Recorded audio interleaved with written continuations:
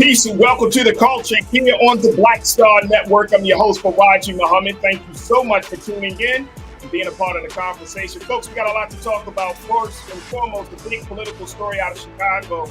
Mayor Lori Lightfoot has been ousted, as now there's going to be a runoff election, and she is not going to be a part of it on April the 4th. We'll break down the details. Also, it's Women's History Month.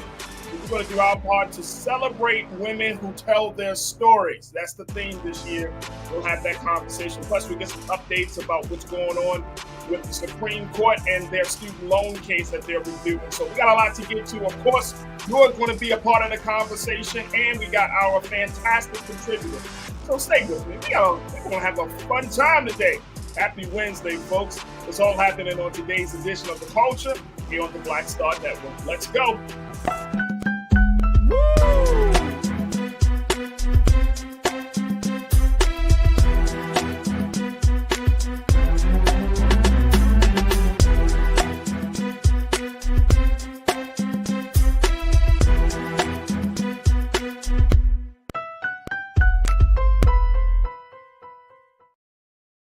Folks, welcome to the culture here on the Black Star Network. I'm your host, Farajii Muhammad. Thank you so much for tuning in, and I'm looking forward to hearing from so many of you this afternoon.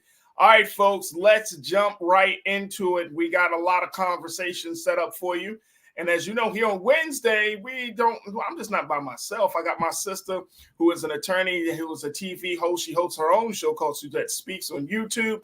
We got my sister Suzette joining us in a few moments as we have these conversations. The big one, though, the first one, is about what happened in the city of Chicago as Mayor Lori Lightfoot has officially been ousted, folks. Take a look at the report that has come out now and where the city of Chicago stands on their mayor's race that happened yesterday. And it was a very, very decisive, it was a major decision that the Chicago voters had put out there, saying that Mayor Lori Lightfoot just didn't do enough for the city. Take a look at this, folks. Paul Vallas and Brandon Johnson will meet in a runoff to be the next mayor of Chicago after voters denied incumbent Lori Lightfoot a second term. Now, Vallas is a school CEO backed by the police union and county commissioner endorsed by the Chicago's teachers union. They both advanced to the April 4th runoff after none of the 9 candidates was able to secure over 50% of the vote on Tuesday to win outright.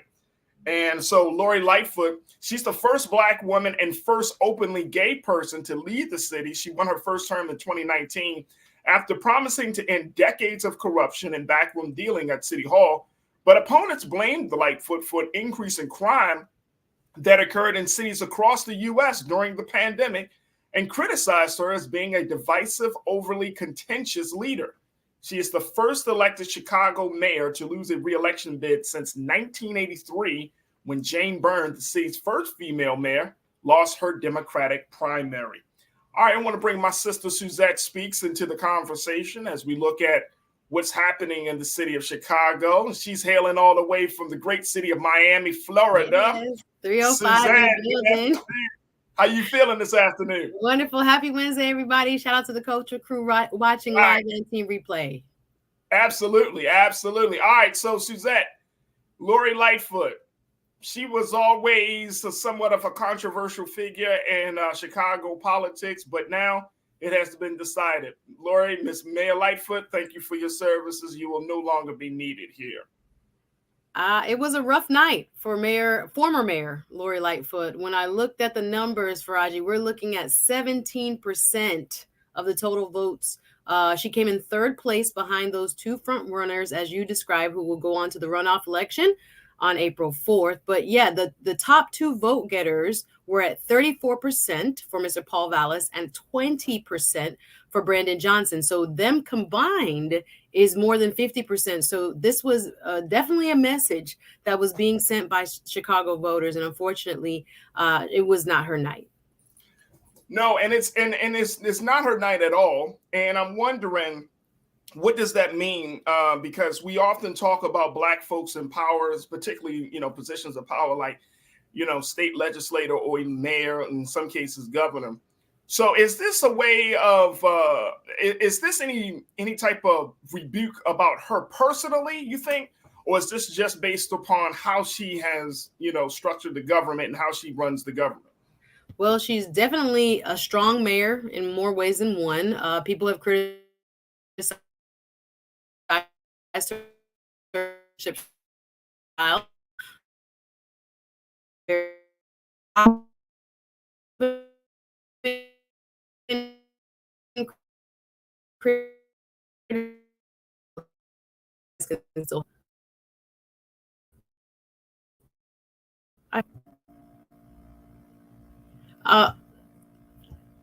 Okay, you were Can you breaking up a hear little me? bit. I'm sorry. Shout out to Struggle Streaming. But as I was saying, was that crime has been up in her city. So as far as her personal leadership style, that definitely has come under critique as well. People have said that she's a very strong and assertive, kind of top-down, strong leader. But she cannot deny the numbers. When people feel unsafe, they're going to, show up at the ballot box, and they did.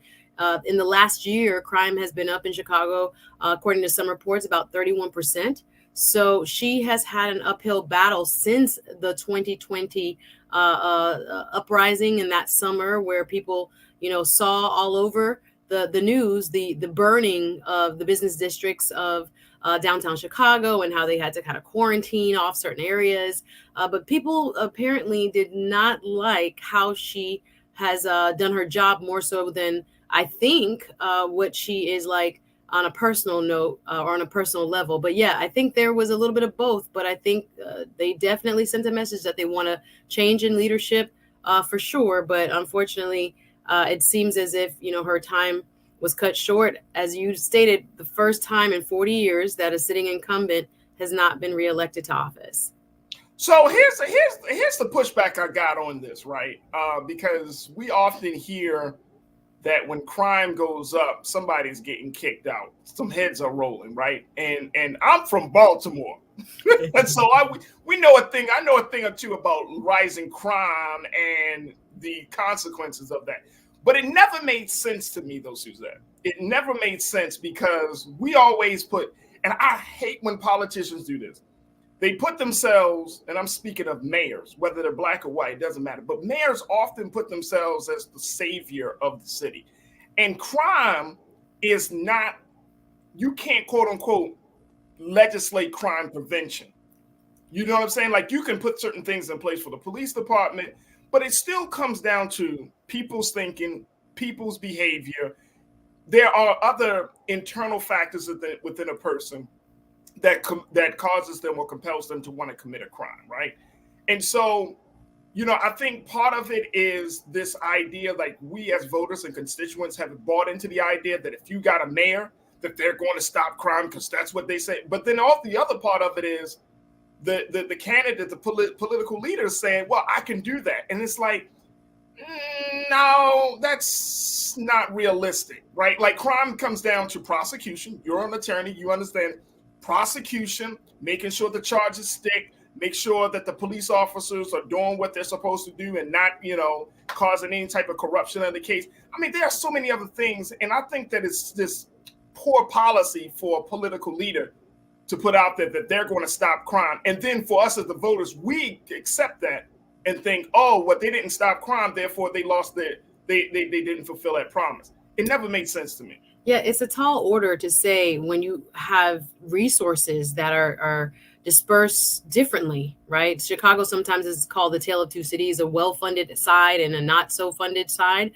You also have, as you said, several moving parts. I would include in there the police union and other mental health services, which she had worked to increase funding for young people. Of course, you have economic factors, joblessness, homelessness. I mean, you and I both know, we hear the songs about Chirac and other places in Chicago, and it's not an easy fix for anybody, much less, one-time or single-term mayor to try to come in and really revolutionize how people think of even themselves. So, yeah, to put that on as a kind of a way in which you're going to distinguish yourself as a true leader, it is very difficult. She needs or needed partnerships that run very deep. And even when I look at some of the ways that she has been depicted on social media through memes and even just seeing her at on the street, if you will, while she's walking around the city, et cetera, there didn't seem to be, oftentimes with young people, like a mutual respect there. And I think sometimes we overpromise, underdeliver, and I think that might have been part of her issue when it came to crime. But I think across the board, we also have to recognize during the pandemic, major cities, it's not only Chicago, which is our third largest city here in the United States, across major cities went up when the pandemic hit. So here, and we got the word, the youth vote. Or we as constituents think that the mayor can do more than they're able to do. Yeah, so I didn't mean to interrupt, Suzette. Just wanted to because I'm getting you a little glitchy, so I was like, let me jump in. But sorry. That's all good. But here's the thing, and we're going to take a quick pause after I make this. But again, crime is not predicated on who's mayor. Like no criminals running around like, oh, so and so is mayor. Yeah, I can't do it, bro. I can't do it. Like nobody's thinking that. But the other part of it is the point that you just made. Crime has gone up across the country. And see, this is part of the problem. I think this lies on us as constituents / voters. We have sometimes, I think we have unrealistic expectations of what a political leader can really do. So we put it all on the government and not thinking about, you know what is the role that I can play to help be a partner with my government? That's the part. How do we become partners? Like we have become so conditioned, and this is not because of our fault. This is over years and decades of conditioning in America that if you have any need, if you have any issue, go to the government and they will fix it. Versus this new paradigm shift that we're slowly accepting, which is if you have a need, then get up off your ass and help and make something different, a different reality.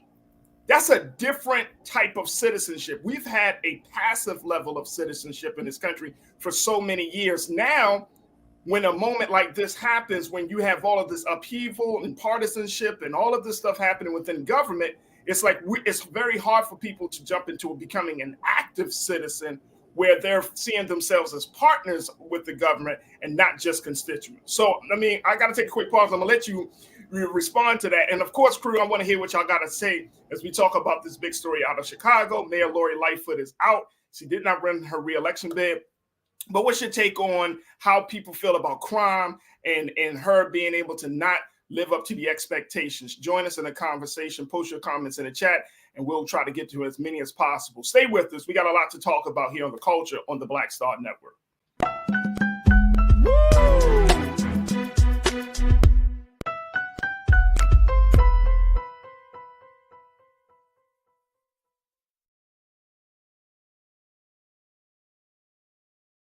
Black Star Network is here. Oh, no punch! I'm real revolutionary right now.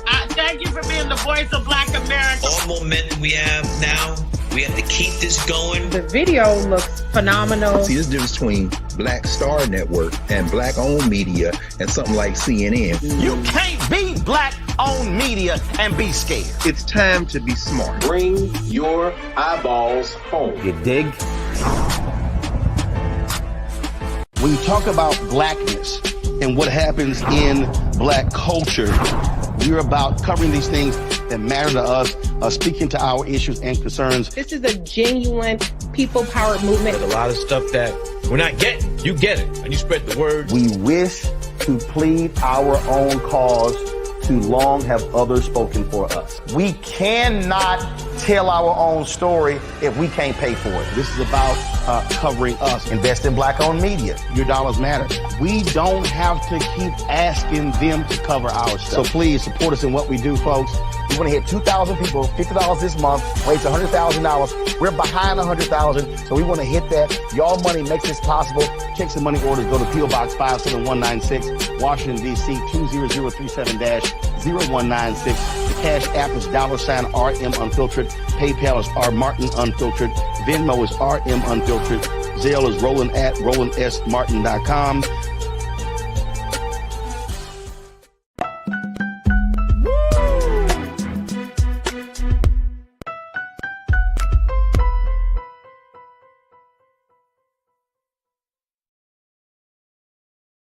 All right, folks, welcome back to the show. We've been talking about Mayor Lori Lightfoot, who has lost her reelection bid in Chicago, Illinois. Now, the city is now looking to April 4th, where there will be a runoff election between Mr. Vallis and Mr. Johnson.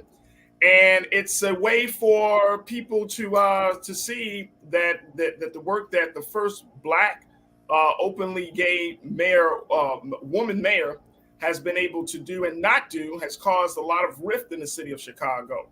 And so we've been talking about this election and more importantly about the implications of, I've been talking to Suzette Speaks, host, TV host and attorney about the situation. And then we're going to get into some of your comments from the crew. All right, so Suzette, my point is that this thing about the crime and everything, this has been happening all over the city. I mean, all over the country.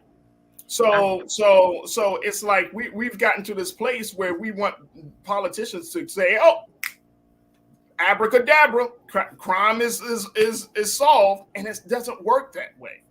It's not realistic, but the voters spoke with their votes. They really, the person with the most votes, the 34% that went to Paul Vallis, he's much more conservative, and people who criticize him say that he might be too conservative for a majority Democratic-leaning city.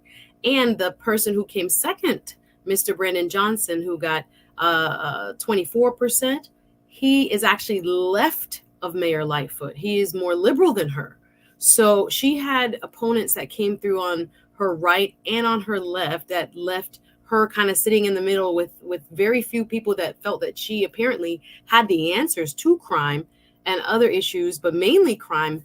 Many have suggested is the main issue that voters really took issue with her with in terms of the election. So I understand what you're saying fully, Farajii. This one person, the mayor of any city, needs partnership, needs resources in order to fight something as large as the entrenched gang culture and economic challenges across her city. This is not something that really can be cured in 4 years. And again, you had a pandemic right smack dab in the middle that she had to also contend with people, all over the country had, these issues, this increase in gun violence as we've seen across the board. But yes, I agree with you fully that there's no one person that can resolve this for any city. But unfortunately, if you don't feel safe, you vote accordingly. And as I said, for the person who is much more conservative, he has the backing of the police union to get that 34% to her 17 says a lot. And he's quite conservative. I know. Look, let's keep it 100, Suzette. When you say it says a lot, that means it's a little speculative, a little suspicious. Well, because police unions, let me tell y'all folks, and for those who may not know, police unions ride with the police until the wheels fall off. Unfortunately, these unions were created at a time in the 50s and the 60s and during the time where police brutality, of course, was happening. But they are for the interest of the cop. They are not for the interest of the community. They're not for the interest of the city. They don't give a damn about some of, the circumstance. They're for the interest of that police officer, and they're going to ride with the officer until the wheels fall off. And so, yes, I would be suspicious. You have a police union that's like, no, that's my guy, because then I'm going to be like, oh, boy, when them cases come up, when those police brutality cases or other questionable cases come up, who is going to stand on the side of right? Not about the victim and the community. No, who is going to stand with right? And if a police officer is wrong, is the union really going to stand with that officer? And guess what? Most of the time they do. I've seen it in Baltimore and other cities. They stand with the officer. The officer can be wrong as 2 left feet. They'll stand with that officer out of duty to protect that officer. And it's absolutely insane. So I'm giving the same eye as you gave, Suzette, on that one. Mark, let's go to you. Checking in. You said, with those off the rack suits and no solutions, but a million excuses as Black kids died weekly. Well, again, we got to become active citizens. We don't have to do any personal attacks though, Mark, by her outfit. I mean, it could be personal attacks, and guess what? And here's what's might going to happen. And you tell me if I'm wrong about this, Suzette. You get the next mayor come in, whether it's Vallis or Johnson, crime still goes up. Now what? They gonna turn it and blame her. I inherited a mess. Like, it's like you're in a bad relationship. You're like, oh, I got out the bad relationship, and you attract the same exact type of person that you just got out the bad relationship with. Basically, yeah. I mean, and then you be like, well, see, it's them. No, it may not always be them. It might just be us not taking our citizenry well enough to become active in putting the fire of accountability, the fire of responsibility under the asses of these people that stand before us.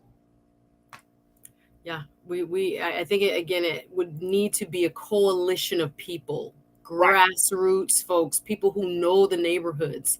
I don't think you can have an outsider come in and necessarily eradicate crime in Chicago. It is just deeply entrenched. There are parts of that city that are just, for decades now, been under almost a plague in terms of the death of young Black men being a constant within the certain boundaries within the city. So we know that she tried her best, but again, with the pandemic, she also had issues not only with the police union, but with the teachers union. Chicago was one of the last places to reopen their schools as far as major cities are concerned after the pandemic. I don't know if you remember, there was a huge strike that was covered nationally where Chicago teachers went on strike, and the teachers are actually supporting her other opponent who would be in the runoff, Mr. Gibson. So neither of these major unions took her side in this election. Let's go to Chicago, because Pepe Akins, thank you so much for checking in. You said, I'm in Chicago. Vallis is the Make Chicago Great Again candidate.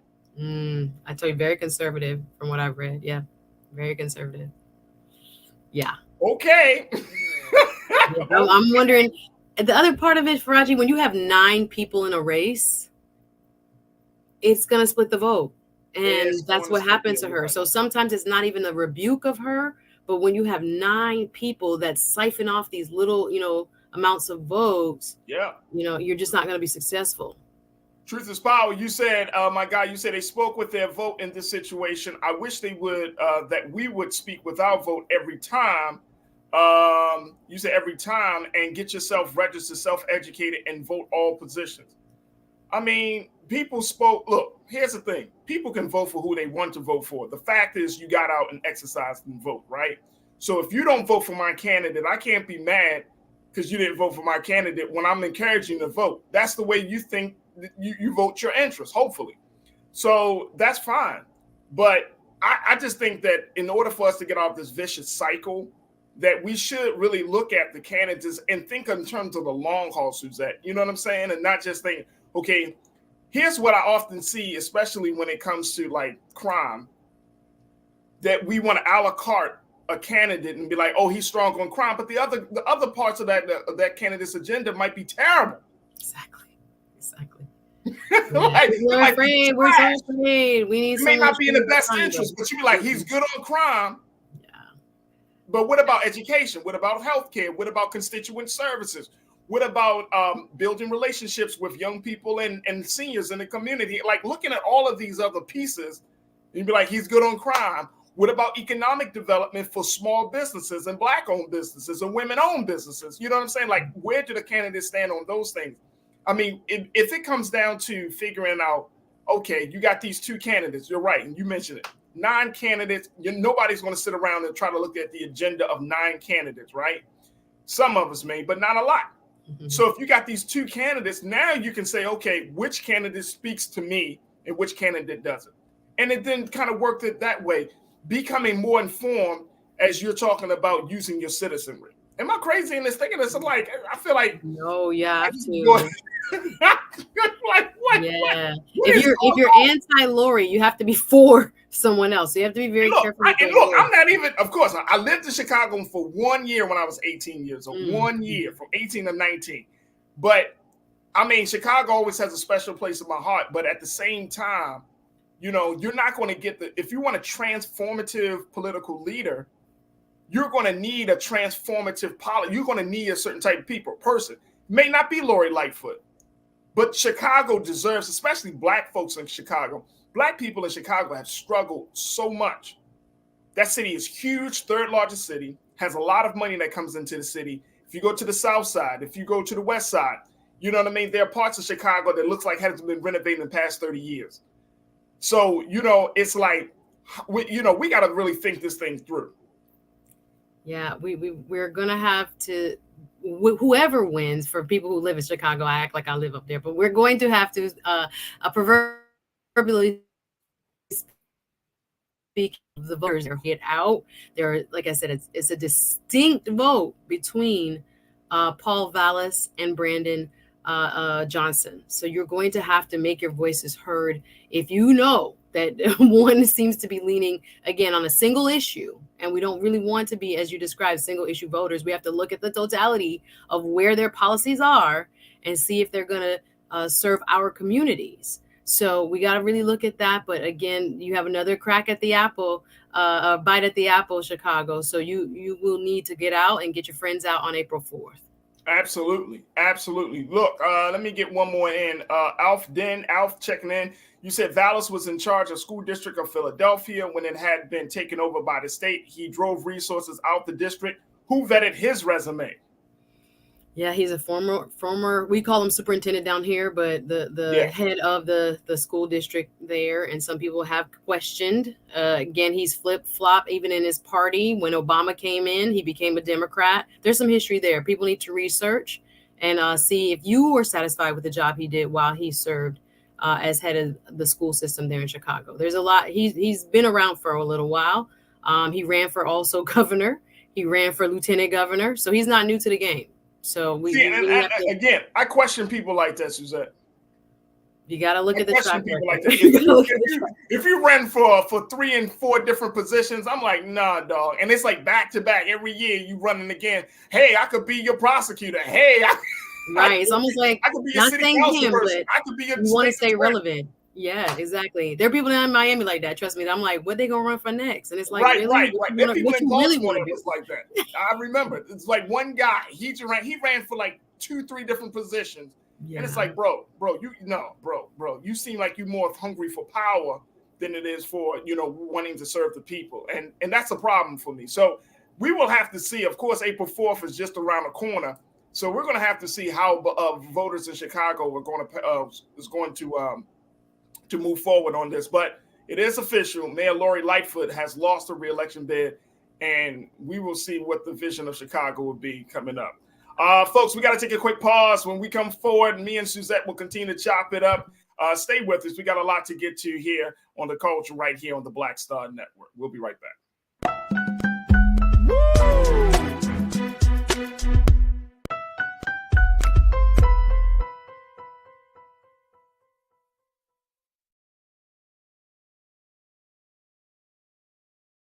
When you talk about blackness and what happens in black culture, we're about covering these things that matter to us, speaking to our issues and concerns. This is a genuine people powered movement. There's a lot of stuff that we're not getting. You get it, and you spread the word. We wish to plead our own cause. Too long have others spoken for us. We cannot tell our own story if we can't pay for it. This is about covering us. Invest in black-owned media. Your dollars matter. We don't have to keep asking them to cover our stuff. So please support us in what we do, folks. We want to hit 2,000 people, $50 this month, raise $100,000. We're behind 100,000, so we want to hit that. Your money makes this possible. Checks and money orders go to P.O. Box 57196, Washington, D.C. 20037-0196. The Cash App is $RM Unfiltered. PayPal is R Martin Unfiltered. Venmo is RM Unfiltered. Zelle is Roland@RolandSMartin.com. Black Star Network is here. Oh, no punch! I'm real revolutionary right now. Thank you for being the voice of Black America. All momentum we have now We have to keep this going. The video looks phenomenal. See, there's a difference between Black Star Network and black-owned media and something like CNN. You can't be black-owned media and be scared. It's time to be smart. Bring your eyeballs home. You dig? Hatred on the streets, a horrific scene, a white nationalist rally that descended into deadly violence. White people are losing their damn minds. An angry pro-Trump mob storms the U.S. Capitol. We're about to see the rise of what I call white minority resistance. We have seen white folks in this country who simply cannot tolerate black folks voting. I think what we're seeing is the inevitable result of violent denial. This is part of American history. Every time that people of color have made progress, whether real or symbolic, there has been what Carol Anderson at Emory University calls white rage as a backlash. This is the rise of the Proud Boys and the Boogaloo Boys. America, there's going to be more of this. Here's all the Proud Boys, guys. This country is getting increasingly racist in its behaviors and its attitudes because of the fear of white people. The fear that they're taking our jobs, they're taking our resources, they're taking our women. This is white fear.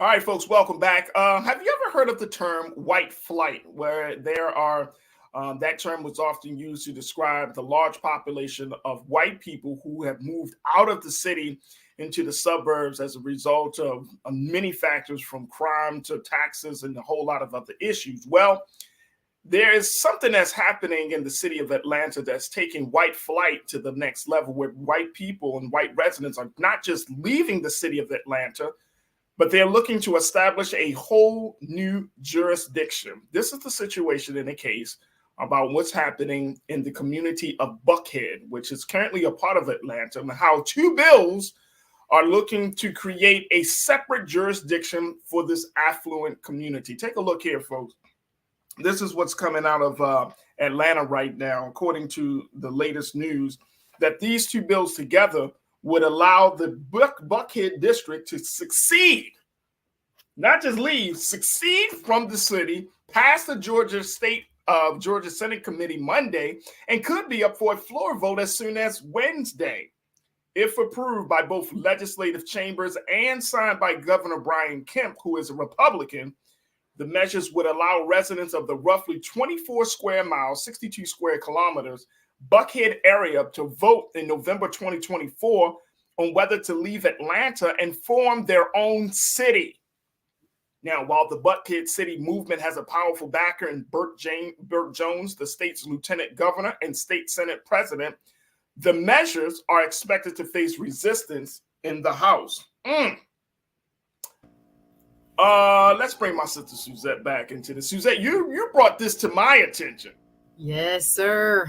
What's going on, ATL? I see the Chicagoans are in the chat heavy with the Mayor Lightfoot. So we're glad to have you here, and I can't wait for ATL. Here come Atlanta. Here comes Atlanta. We're going to make everybody mad today, but we got to talk about it because this is a huge deal, guys. We're talking about nearly 1/5 of the population of Atlanta, and about 38% of the tax revenue would leave this city if the Buckhead city is allowed to be formed by the state legislature. So there's so much pushback. I know that the mayor there, Mr. Andre Dickens, is firmly against this, as well as many others, mostly Democrats, are saying, what are we doing here? Why would you just allow this majority white and quite affluent side of town to just up and leave? There have been rumblings about this happening for several years. Actually, from when I was a little girl, I heard this as a rumor for years and years, but it never really got serious traction until about maybe the last cycle of elected officials. It was the state senate president before now, as well as the House of Representatives chairman in the state legislature of Georgia, that kind of knocked it down and didn't give it life, but now it has life. So it's a bill. It has reached committee, come out of committee, can be voted on by the Senate and the Georgia House, and may be signed by the governor. But this is highly unprecedented. It has never been done before, and many are questioning exactly why and why now. So that's one of the questions that I have, which is why now. But the other question is, so you can really do this? Well, it takes an act of legislation from the Georgia State House and Senate. But yes, technically you can. They make special districts all the time. But yes, and give cities charters all the time. It's possible.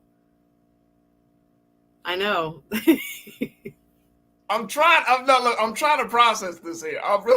I'm smiling, laughing, but folks, I'm really trying to process, because here's my question. So white people feel like, hey, the city is going to fill in the blank, going to hell, it's full of it, blah, blah, blah, blah. And now they're wealthy enough to actually get some proposed legislation to be considered by the state. And they may actually have it on the ballot come 2024 if the governor, who is a Republican, who's a part of that class of people, white and wealthy, if they actually yeah, it would ultimately be decided by the voters. Yes, sir. Oh, right. You gotta include us somewhere in the mix, right? Okay. But my thinking is, does this open a door for us to have a real conversation about Black people becoming more independent? Well, I don't know. I'm saying, because we have wealthy Black people. But the political prowess. Remember, a lot of people think that Atlanta runs Georgia, but you have a lot of money coming from the rich and very well-to-do farmers and agricultural-based landowners in South Georgia. People try to tie everything to Chocolate City, but South Georgia is very strong politically, and oftentimes the state legislature there in Georgia reflects that. So we would have to still have the political leverage to get those things passed in the Georgia State House and the State Senate in order to kind of have that type of conversation. But what I want to also address here is, just like with the Chicago scenario we just talked about with last night's election, the C word, crime, is what has been put forth as one of the major reasons why this is appropriate or even necessary, according to some proponents. So we're seeing that as kind of this, I would say, dog whistle to a certain extent. Others would just say, look at the numbers, which is true. But we are going to have to kind of debate whether that should mean actual secession, as opposed to having other ways of addressing that, if that is the issue really at hand. The other thing I want to bring up, Farajii, is that this special new city district would also have the land that within its boundaries that would be designated, or is being kind of disputed and fought over right now, to be designated for that large cop city that it has been, in the news, where they're trying to develop a huge training facility for police officers. And there have been even one gentleman who was killed while protesting on that land a few months back. But yeah, there's so many other kind of intricacies that people are wondering what's really behind this move and why now. So one of the big things that has been talked about this, and you mentioned this, and also this has certainly been a part of the rumblings for years, right? Like, they have been talking about seceding from Atlanta. But according to the reports, it shows that crime has been the determining factor for this new level of momentum that we're seeing. That now people in Buckhead, the residents of Buckhead, are saying, look, Atlanta is getting too violent. Atlanta is becoming a real problem. And so the police district is keeping Buckhead safe there, but the rest of the city is suffering. And so crime is pushing this. And again, folks, this is my view of crime, is that it's more of a personal human thing rather than a political social situation. Like the way we're looking at crime might be the wrong way of looking at it. You know what I mean? Because we can put more police out there. We can have round the clock security in certain neighborhoods. We can have all of this new technology. We can have special training and all of these things, but you're not dealing with the very essence of crime, which I truly believe is how people think that a person can go from calm to violent in a matter of seconds in America. And as a result of that, we're doing like a lot of external, putting bandages on a situation instead of getting to the root of the wound, which is people's imbalance, which is people's view of how they see themselves, which is, so many other complexities to that. So it's like, are we really addressing the crime situation? You can't run from crime until you start to deal with human development and human behavior. And I feel like the reason that we don't talk about that, because it's not sexy. It's not easy to put into a package. It's not easy to put into a soundbite. It's like, oh my gosh. It's not easy to legislate. It's not easy to legislate. Mm-hmm. But we're exposed to violence from politics, from policy violence to systemic violence. We're exposed to violence every single day that we're alive. And I'm talking about Black folks and other marginalized community. So now you get a surprise and you're afraid because now we're violent when your policies and your systems are violent themselves. Like, it doesn't make sense to me. So we're not getting to the root of the problem. You can run as far away. You can go into the hills of Hollywood for all I care. Guess what's going to happen? It's going to follow you. You can't stay on your perch forever. Yep, absolutely. You can't just be like, I don't want it, so therefore it's section me off from the rest of the city. The other part of it is, very quickly, is the tax base and the ratings of the city. Yeah. The ratings of the city will actually go down. According to Moody's Investment Services, it said in October that Atlanta maintained a AA1 rating on the city's approximately $650 million outstanding general obligation unlimited tax debt.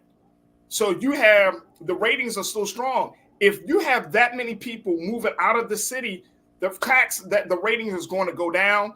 The credit rating situation is going to change in the city of Atlanta. I mean, this has major implications, Suzette. Yeah, major implications. Yeah, when you look at the tax revenue, 38% of the total city's revenue comes from this nearly 1/5 of the land area and population of Atlanta. So when you're allowing cities to kind of remove themselves or kind of section themselves off and become new cities, again, that outstanding debt, remember, cities issue bonds in order to raise money for capital improvements, education, what we're talking about, the things that are needed, to hopefully keep people out of the street and the crime rates down. It actually might change the rating for all cities in Georgia if there is an uncertainty about whether the city will remain intact and therefore be able to pay its debts. So yeah, that credit rating, I think there's $650 million outstanding right now in IOUs for the city of Atlanta. So yeah, this would affect that tremendously and kind of leaves the rest of the folks, the 4/5 of the population, kind of on the hook for that remaining debt. Absolutely. We got to take a quick pause. When we come forward, we'll continue the conversation with Suzette and, of course, with you. Post your comments in the chat, and we'll try to get to as many as we can as we continue to talk about the white and wealthy are calling for the secession from the city of Atlanta. Wow. And guess what, folks? And this may not be the only city that this is happening in. Wow. Stay with us. That conversation continues right here on The Culture on the Black Star Network.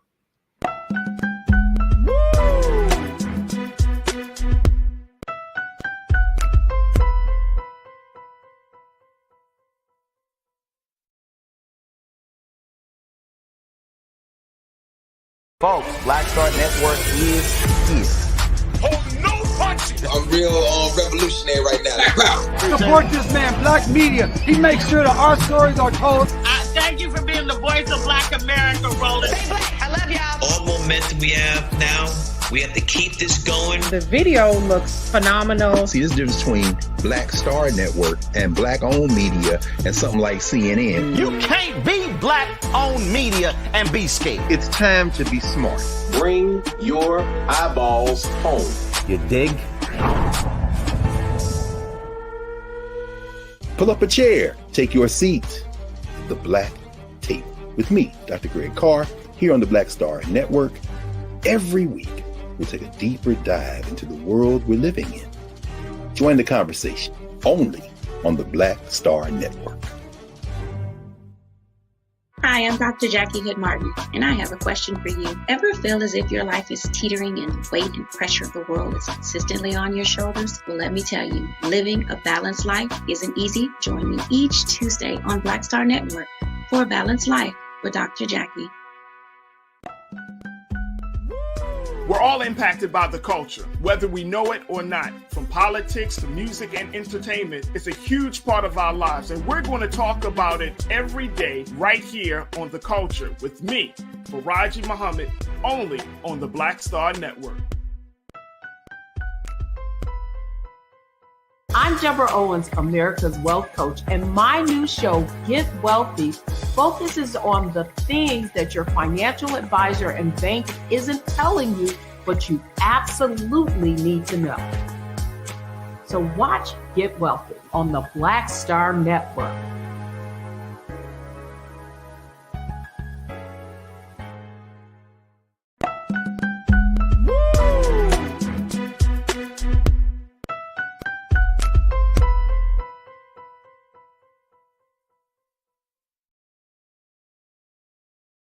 Folks, welcome back to the show. We've been talking about what's happening in the city of Atlanta, where white and wealthy residents of the community of Buckhead is looking to succeed from the city of Atlanta for a number of reasons, mostly because of crime, and looking to establish their own jurisdiction as an independent city.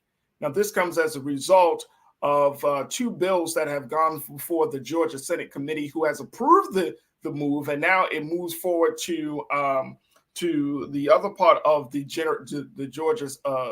Georgia process of political process. And if that's approved, it goes to the desk of Governor Brian Kemp, who has the opportunity to sign off on it, and then it will be up for on the ballot come November 2024. And this is creating a firestorm of controversy where people are asking, can this really happen? And if it does, what will be the implications of it? We've been talking to my sister, Suzette Speaks. Suzette, so when we talk about everything from credit ratings, when we're talking about everything from the crime piece, we're talking about all of this. Again, I'm just going to throw this question out there. Why haven't Black people been able to do this? You said political prowess. Yeah, I don't see it kind of bending that way. I see it more so as being a possible dangerous precedent for other more affluent, predominantly white areas around our country in various municipalities saying, we don't want to be a part of every, city. But we all across the country have very affluent parts and more economically challenged parts to a lot of our cities. That's how it has been as far as a kind of remnant of, the racial segregation that we've suffered for so long in our country. And of course, economics hit different communities differently, depending on your levels of education and opportunities, et cetera. Right. So imagine, I looked at it more so as this being possibly a precedent for other very wealthy, for example, parts of Miami or wherever, to just get up one day and say, no, we're no longer, this specific neighborhood is no longer part of the city of fill in the blank. And what that would mean for cities across the country. As you mentioned, coming off a break, we are seeing something similar happening in Mississippi. It's a little bit different, but where they are now in their state legislature taking up possible legislation to separate out districts for judicial districts for predominantly white, more affluent areas, to separate them in terms of who the judges are and who selects those judges from the predominantly Black cities in Mississippi, for example, Jackson, right? So I'm more concerned looking at it from maybe not how we can possibly utilize it. And I think I'd have to give that a little bit more thought, but I'm seeing it as like, if you have an affluent side of town that has the political leverage in a state capital, they could possibly start making enclave cities. And I think that could be very, very dangerous for us. Very dangerous. Conscious Thought thinks along the same way. Conscious Thought, my guy, you said if Buckhead is able to succeed from Atlanta and Jackson, Mississippi is able to carve out a niche Caucasian enclave, then watch out and wait for the ripple effect. Nationwide, everyone will want to do it, except for Black people. That's what I'm saying. But we don't necessarily have, the power of City Hall in each and every city. We don't. But even in the cities and the states that we do have Black leadership in City Hall, we're not even thinking like that. I don't see how necessarily it would benefit. I don't necessarily. I'm just saying, like the same way, the same reasons that these white residents are saying, "Hey, crime is up," blah blah blah. We need to take our talents elsewhere and establish our own jurisdiction. Black people can say the same thing. We have wealthy Black people. We have Black people who are in positions of power. They could do that. They don't have to do it exact same way. But I'm just saying, just the thought that, hey, you know what? Whatever group. And create my own thing. The reason is because how many wealthy Black areas do we have in the cities across this country? Yeah, I was thinking that. I mean, like little enclaves. Yeah, majority of our cities are not where you have predominantly Black neighborhoods. Right. Happen to be maybe middle class equal to, or some may be a little bit more affluent, but the majority possibly, I don't know the numbers, are not necessarily going to be the higher tax base. Exactly. So if you separate from other parts of your city, you probably will lose out in terms of your tax revenue and other advantages. So I'm not sure, again, how it would serve parts of towns that are economically deprived who also happen to be in various circumstances predominantly Black. Even in cities like here in Los Angeles, Black people only make up 8 to 9%. Yeah. So if that 8 to 9%, say you should shave off 4 or 5% of the 8 to 9%, where they say, hey, can we create a own situation? And I'm just using this as a hypothetical example, right? Like if we create our own situation, that shouldn't be frowned upon because we don't have the quote unquote the numbers to show that we're a majority. In some cities where you have Black people that are 40, 50%, in Baltimore it's like 65%, when you have the numbers is one thing, but when cities where you don't have the strong numbers of Black folks compared to other folks, then it could be a possible option. And again, I understand your point in terms of the politics, but I'm just saying, even getting down to the very essence, which is the thought, like, hey, you know what? We're wealthy. We have some level, we have privilege. We have power, people that represent us in the state government. We can do this. Black folks, we unfortunately have to just be resolved to, okay, we got to live in this condition. And that's a different level of thought. That's all I'm saying. I understand your point. My biggest fear for something like this is this will become segregation by another name. We're going to say. That's what Janelle said. That's what they know. It's like a high crime, it's high this, it's high this, and then you separate people, and it happens to be all white people end up here and all Black people here. I'm not for that. That's what Janelle said. She said they can actually they are actually legislating segregation and calling it special districting. So here's the thing. If there was, and I think we got this again, this goes back to our race conversation in America. If there was a very real, honest conversation about race, where we're saying, okay, as Black people, we bring this to the table, and white people are saying, hey, this is what we're willing to bring to the table, and we both keep our promises, there could be some actual coexistence. But if you have some cities, and this is the thing about segregation and integration, Black people have tried to live with white people tried to live with Black people, but for a number of reasons, it hasn't been working. Now, it hasn't totally disrupted the country because that's the state that we're in. But is it a real situation, or is it something only compelled by law? No, I don't want to paint all residents in Buckhead with the same brush, right? Because there are people who have political capital who with money can, move votes. Yeah. And it's not to say that every white person within Buckhead, and there are a lot of black people that live in Buckhead too, that they feel the same way about this, right? So we have to be very careful not to kind of attribute to some, for all, having the same sentiment. So I don't think everybody necessarily agrees with the move out, but the powers that be, the people who have the political influence, the people who contribute to campaigns and obviously can muster votes in the state house and the state senate, are loud enough to where they are through the state legislature. Again, this is not the voters at large yet. This might be defeated if taken to the voters, citywide. But we got to be very careful. Like I said, I don't think necessarily everybody holds this same sentiment. And I also think that if we look at it kind of for I don't know how much progress we would make. And then people would have to have the bigger conversation is what does progress look like to you and what does progress look like to me? That's true. As far as what would be beneficial to our communities as a whole. I just don't know if, just economically thinking about thinking about other resources. I'm just thinking about cities here in Miami. I wouldn't want that. I wouldn't want us to separate out because it just depends on how much money and how much political influence you actually have.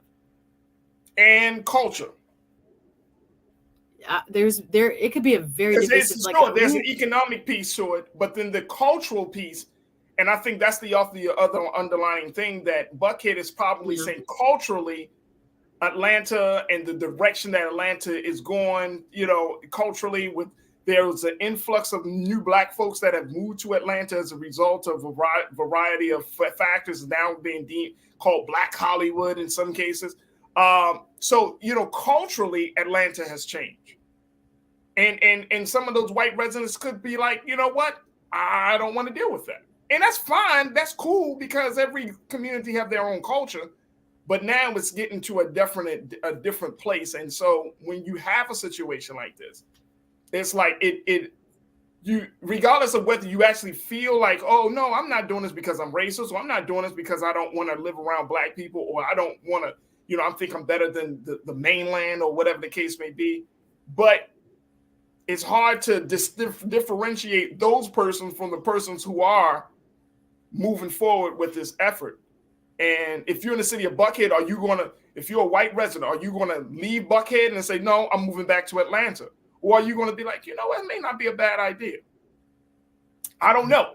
We'll have to see. I think we got to We will have to see. This is interesting, though. I'm so happy that you brought this to our attention. So this is very interesting. I'm going to keep my eyes on this. Folks, we got to take a quick pause when we come forward.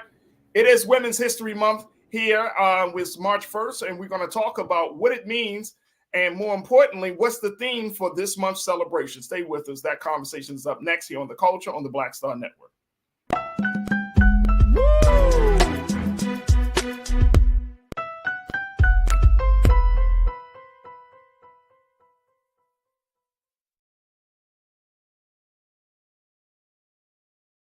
Hatred on the streets, a horrific scene, a white nationalist rally that descended into deadly violence.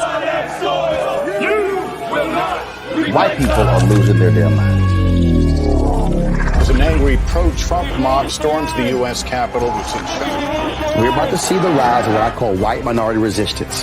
We have seen white folks in this country who simply cannot tolerate black folks voting. I think what we're seeing is the inevitable result of violent denial. This is part of American history. Every time that people of color have made progress, whether real or symbolic, there has been what Carol Anderson at Emory University calls white rage as a backlash. This is the rise of the Proud Boys and the Boogaloo Boys. America, there's going to be more of this. Here's all the Proud Boys, guys. This country is getting increasingly racist in its behaviors and its attitudes because of the fear of white people. The fear that they're taking our jobs, they're taking our resources, they're taking our women. This is white fear.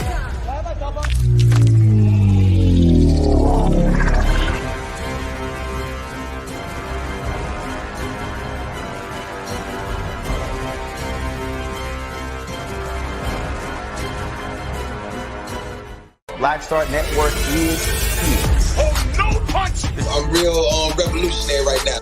Thank you for being the voice of Black America. All momentum we have now We have to keep this going. The video looks phenomenal. See, there's a difference between Black Star Network and Black-owned media and something like CNN. You can't be Black-owned media and be scared. It's time to be smart. Bring your eyeballs home. You dig?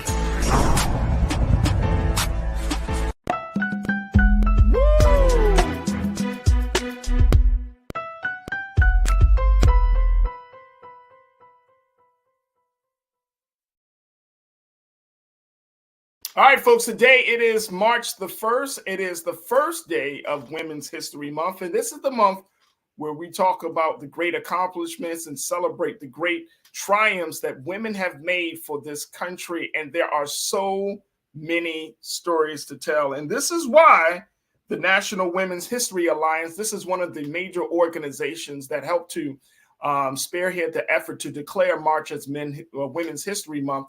This is why today they have officially said that the theme for this year's celebration will be celebrating women who tell our stories. Now, let me just share with you what the National Women's History Alliance have put out there as to what we should be celebrating during this month. Take a look at this. This is from their website, but they said throughout 2023, the NWHA will encourage recognition of women, past and present, who have been active in all forms of media and storytelling, including print, radio, TV, stage, screen, blogs, podcasts, and more. The timely theme honors women in every community who have devoted their lives and talents to producing art, pursuing truth, and reflecting the human condition decade after decade. Oh, well, first of all, I'm so happy that today landed on the first day of Women's History Month, landed on Wednesday, because we want to celebrate Suzette Speaks. Hey, let's go. Hey. Happy Women's History Month, everybody. It's a beautiful time of year where we get to share stories and celebrate. Yeah, right, so Suzette, looking at this month is talking about, women telling their story. How does this resonate for you? Why is this so important? Well, it's super important. I was trying to look up some numbers as far as pay in terms of what a man makes. All about that money. I hear you. You've been on that money. We've made so much progress, right? Pay equity is one of my key issues. And again, it can be difficult to track because so many people, their salaries are kept hidden. And I see a movement now moving away from that. But nonetheless, according to some reports, women on average, and I think that includes all races, make about 82, some say 84 cents for every dollar a man makes. And there has been a lot of progress. And I think the storytelling aspect of what we can do through this month is going to be super powerful, because I think a lot of times within our multi-generational society, people who might feel as if we've come far enough may not really truly understand the sacrifices and the distance that we've come and in such a short period of time. Yeah. When I'm thinking about how, the 50s and the revolution there, the birth of feminism in I think it was the early 1900s. The first Women's History Week was actually by the Communist Party here in the United States back in, I believe it was like 1904. And it was Women's History Week for a long time until I think Jimmy Carter still had a Women's History Week. And then in the 80s, it became nationally Women's History Month and now celebrated across the world. So it did start here in the United States. But of course, there are also various stories about the origin as to where it came from, why we chose March. And I've read that there was apparently some sort of suffragette march or riot back in the 1800s, but some dispute whether that even occurred or whether it was made up to justify the celebration. So we've gone from a day to a week to an official month that is signed in or recognized by each and every president each and every year. So yes, the storytelling for me is super important, because I do think we have a lot of unsung heroes. And again, from all economic backgrounds, all ethnicities, walks of life. There are so many stories that need to be told about women overcoming the odds and making progress in whatever way they see fit. So I think this is a wonderful time of year. I'm big on celebrating it, and I'm an event producer myself, oftentimes putting together events. But I think the storytelling theme is quite appropriate. So the other part about the whole storytelling theme is women often aren't seen, especially Black women, right?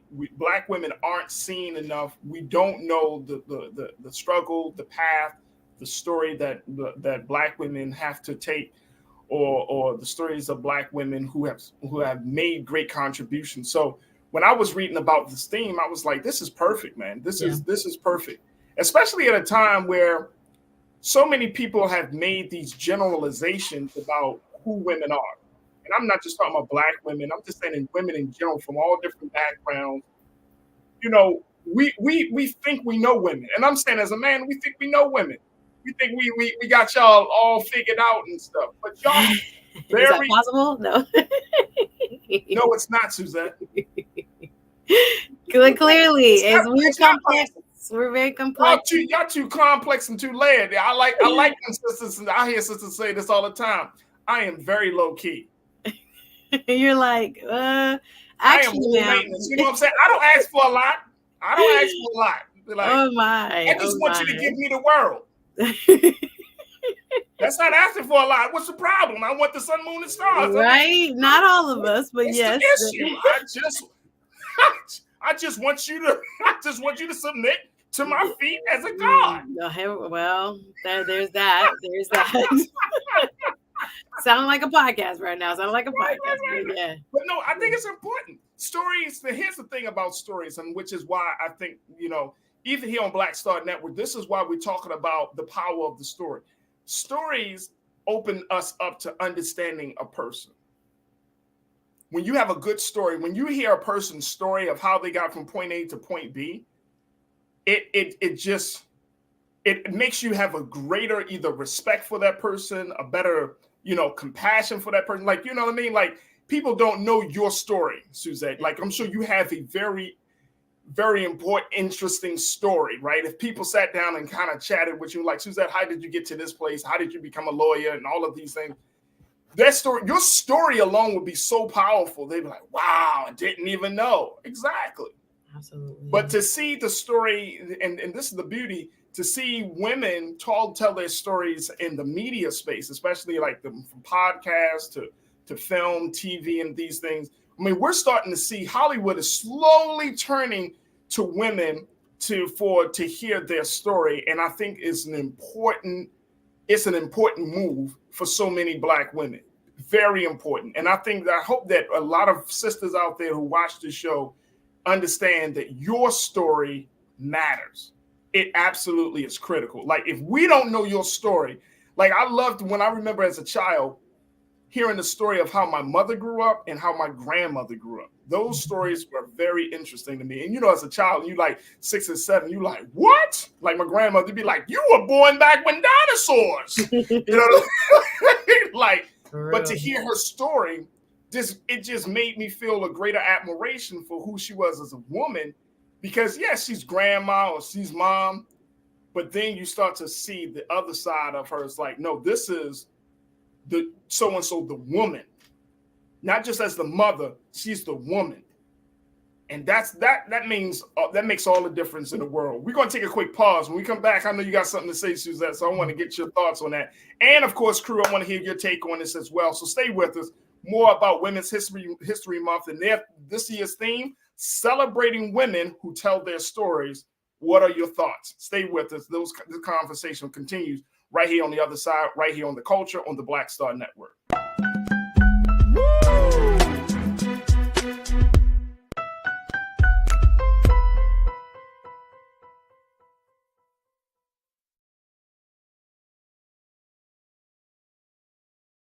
Black Star Network is here.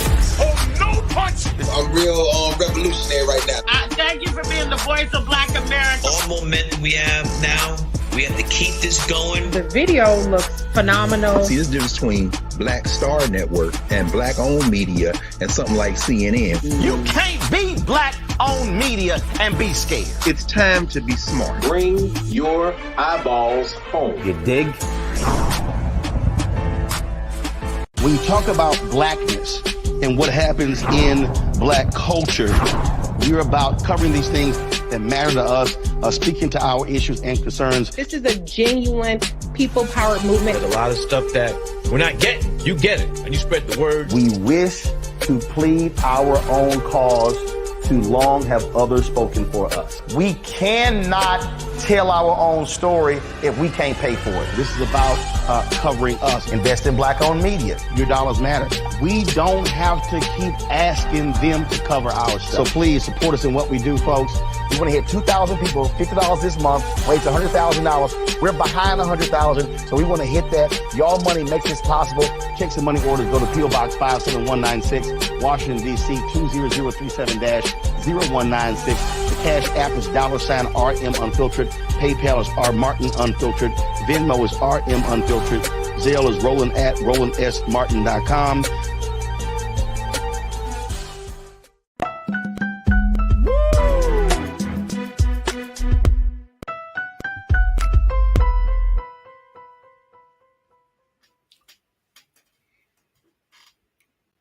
All right, folks, welcome back to the show. We're talking about the first day of Women's History Month, which is actually today.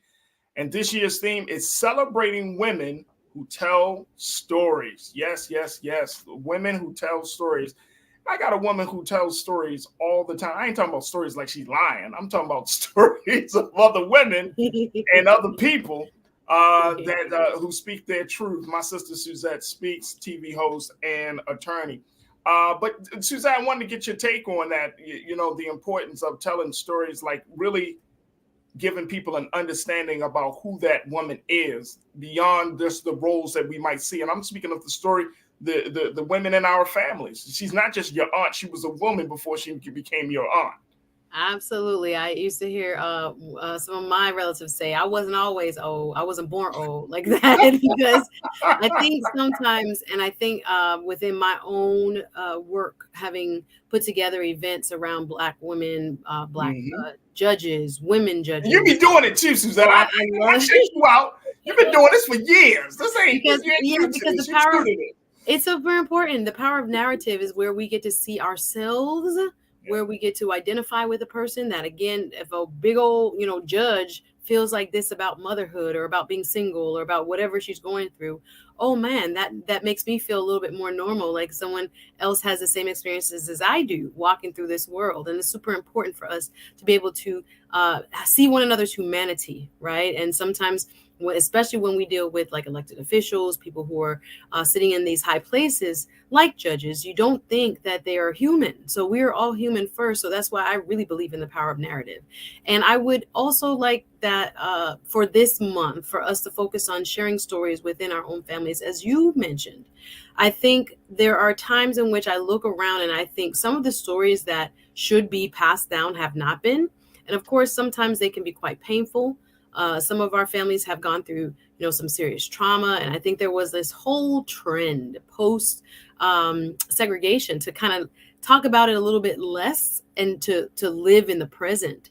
But I think there has been a kind of renewed awakening to how important it is to tell our stories of our individual families, what mama them was like, what great grandma them was like, how they cook, how they, pass along culture in language, in food, and how they dressed, why they dressed that way, how they worshiped even. And there are so many parts of our culture that I think, especially nowadays where we are so inundated, or younger people are so inundated with culture via social media, it's super important now that we sit down and we actually tell them what we've been through, so that there's this continuity in terms of the messages that we carry. They're not dying and they're not being replaced by ones that don't serve us. Right. Absolutely. Absolutely. And I think that's the important part of this. Let me get a couple of comments from our crew here. And, there are some actual colors and some things that we can start to do to represent and to celebrate this month, folks. I'm going to give you a couple of ideas as well. But Lana, my sister, who is one of our loyal watchers and supporters here at Black Star and the Culture. My sister, you said stories do matter. My grandma's story saved my life. Come on, Lana. Come on. My auntie just got off the phone with me yesterday telling me about a big cousin and something that happened to her. And wow. I was like, whoa, really? She was like, don't do it. Don't do it. Because and I'm glad you brought that up, and Lana brought the same point up. Like, now that I have a daughter, And now that, and even when I was growing up with my sister, you know, having like when my mother was alive and then my sister was around, like that level of connection, being able to like, you know, being able to like talk about those certain stories, right? When my grandmother on my mother's side was very close to my family. So she raised me just as much as my mom and dad. So, you know, hearing those stories, right? And learning those lessons from grandma and from auntie. I mean, this stuff it empowers. And as a boy growing up into a man, you know, and I will say this, like, you got to listen to your grandmother. Like, you know, there's that old thing, Suzette, and I'm sure you heard this, that if you want to choose a quote unquote good man, see how he treats his mother. Mm-hmm. Yeah, sounds about right. What's the relationship that he has with his mother? What's the relationship that he has with the women in his family? You know what I'm saying? And that may not always be true for every man, but it's just within reason. We know everybody's, you know, not perfect, and you know, you have mama's boys, but within a healthy reason. Within a healthy, within a healthy space. Yes. But it just goes to show you, like, these stories are important, and so I'm happy that there is a celebration of that. Now, how do we take that to, not from our individual families, but to mass media? You know what I'm saying? Like, now we got podcasts, we got films, we got TV. You know, when I was reading about this, I was thinking of, like, you know, of course, like Angela Bassett or Viola Davis, or, you know, the women that we often talk about. But there are a number of women I'm seeing, like women content creators, women directors and producers, women who are carving out a space for these stories to be told. And I think this is the thing that's going to move people and change the culture indefinitely. What about you? Do you think the same? Yeah. People have taken notice. Non-traditional media has been our best friend, Issa Rae, and many others like her who have gone on. I mean, I love Yvonne Orji's podcast, her and I forget the other sister's name. But there's so many people that have a platform now where there is no, you know, gatekeeper to tell us, oh, we're going to buy this project or we're not going to buy this project. Well, if it's in your heart to share it, you might as well just go ahead and find a platform that works for you and go ahead and do that. This is a part of our tradition, Farajii. This is African oral tradition that we are just inheritors of and perpetuators of. So within our own, like I said, families, but yes, within the mass spaces that YouTube provides and other platforms now provide, super important that we take advantage of those. Record your grandma them. Put it out there. Make sure those stories don't die. I have an older aunt that we keep saying we need to, you know, ask her about everything with the family. Those are things that are so super important. And I love it when I see, for example, pieces from like Henry Louis Gates. I don't know if you saw the latest Finding Your Roots and things like this. This is super important that we can talk about our culture in such, you know, unique ways. Now that we have this opportunity through, you know, social media and mass media and non-traditional media. So we got to take advantage of it. And especially if you're feeling called to present it to the masses, do that. Record the folks you love or set up some kind of scripted, you know, pieces, etc., and poetry and other things that are just a part of our oral tradition that we need to make sure we create as much space as possible for, both online and in, you know, public events. Go support your public events this month as well, if you can. Oh, no doubt. You got to definitely do that. Tiana, support a women-owned business too. How about that? So. Oh yeah, women-owned businesses. So much we could do. So much we could do to celebrate. Oh my gosh, that is an excellent idea. There are so many sisters who are entrepreneurs as a result of the pandemic, as a result of the changing works culture that we've seen in this country. Women-owned businesses is everything, right? And if you see women in the arts, women that do media work, this is the time that you know, let people know, like, hey, yo, check out this podcast. You know what I'm saying? Support my YouTube channel like that. Check out this YouTube channel. You know what I'm saying?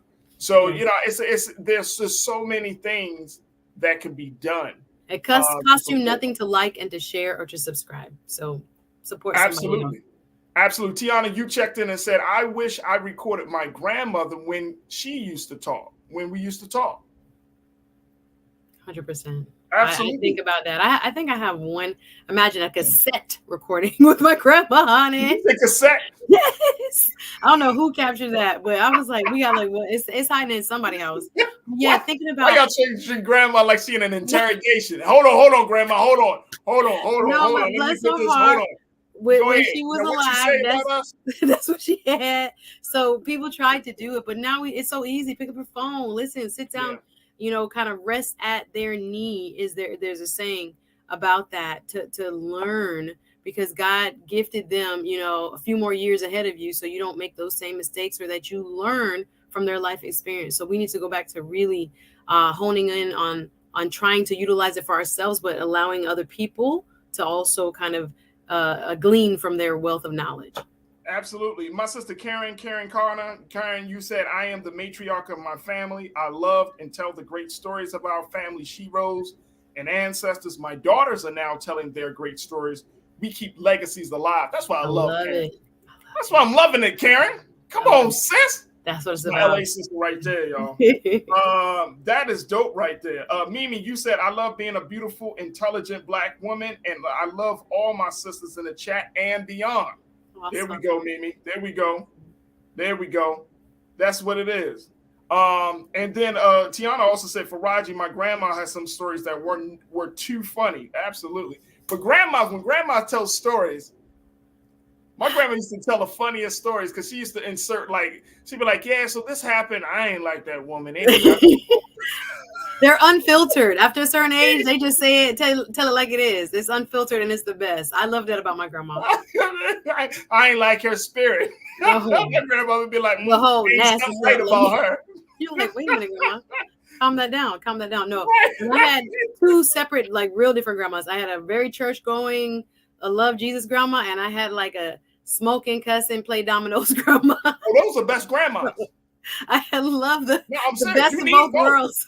You need both. Yes, exactly. My grandmother was a balance between the church. She'll talk about the church, but she'll remind you of the street. Don't let her have to go back there, right? Don't let her. My grandmother was 4 feet. Less than about 100 pounds. You know what I'm saying? She was a small frame woman. But when she walked into the room, her energy and her personality was like, oh, you don't mess with her. You don't mess with Miss Brown. No, you don't mess with Miss Brown. No. Miss Brown, whatever you need, Miss Brown. She'd be like, boy, and she her little fist, smack you upside. I'm like, Grandma, put the fist down. Nobody afraid of you, Grandma. I am, but nobody else. Right. You know what I mean? So big shout out to all the mothers, the grandmothers, but more importantly, big shout out to all the women. This month, we're going to do our due diligence here on the show, Suzette, to talk about some powerful women that are putting out some powerful stories. And, we want to highlight that this month. So big shout out to all the women. This is going to be an incredible month. Just like Black History Month was an incredible month. This month should be a call to action for us to understand and to get into a better respect for the woman. Because when we learn understanding that woman, that is going to be important. I think June is also for what? June is for Father's Day. Music and Father's Day. Father's Day. I know that's because I know some brothers. Right. What about the man? Trust me, brothers. It's coming. Yeah, it's coming. We got to take a quick pause. When we come forward, we're going to be checking in with the Capitol Hill correspondent from the Griot, Ashley Banks, to give us some updates on some of the other big stories of the past week. We're going to get her some updates about the student loan case that's being determined by the Supreme Court and more. So stay with us. That conversation will come up here on The Culture on the Black Star Network.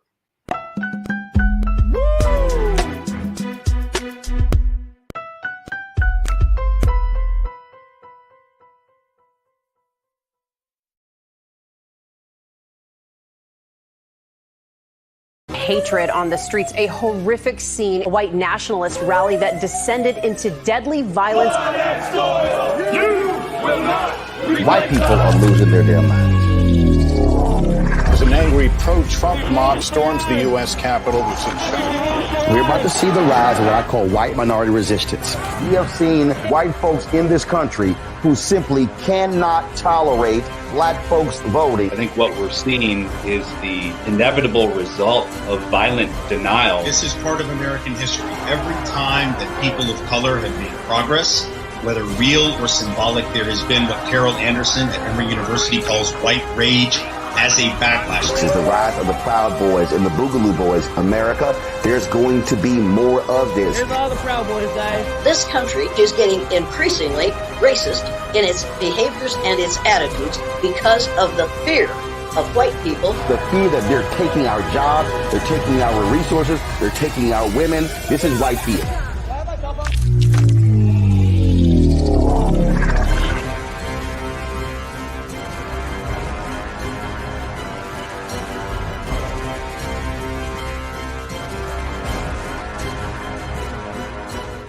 Black Star Network is here.